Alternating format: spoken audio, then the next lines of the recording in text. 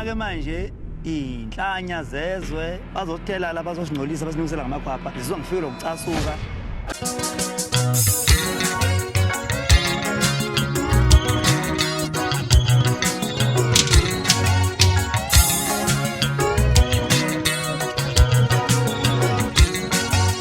Ehla nasezatsi nginibingelele bengamukele embulo emakhaya kweSimanzonzo lapho sisuke ngilethela khona indaba zamaskandi ehamba phambili nefika ngesikhathi imbulo emakhaya kudoze kulo ukuthi ngilethe nazi indaba zamaskandi njengoba ngidonsa indaba zokuthi sekuningi uPaula emva kokuthi uKhuzane efake lesi siqephu lesiya esingamanqaphu azobe kwenzeka kwi-reality show yakhe edlala njalo ngesonto ngo-5 ku-SABC1. Lesi siqephu siveza ngosobala igidangoma legcwame elisha lishaya ngepama emcimbini ngamavava osolunda. Abantu abaningi bathi uma ukuthi SABC ngempela ilwa nokuhlumeza abantu nodlame bekumele lesi siqephu sibanje ngabe sasakaza emoyeni ngoba basho ngempela ukuthi ushaya komuntu ugqugquzela udlame lokho base bethi futhi bengakulindela ukuthi uKhuzane ebizwe lemeeting yoqondiswa igwego ngoba lento leya evezwe lapho kuSABC1 ngempela izodala uthuthuva emculweni lamaskandi kuze kudala ukuthi abanye beshawe abanye futhi belenyazwe base bethi ngempela ukube benzeka ubulungiswa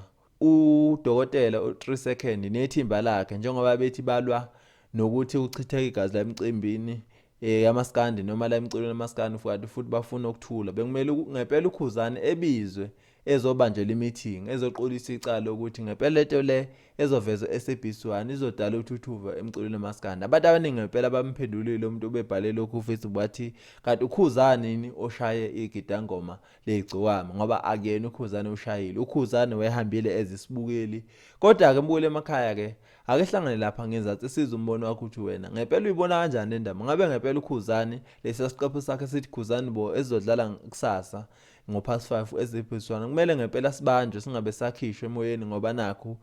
abantu khona babuka ngathi siqhuqumezela udlame.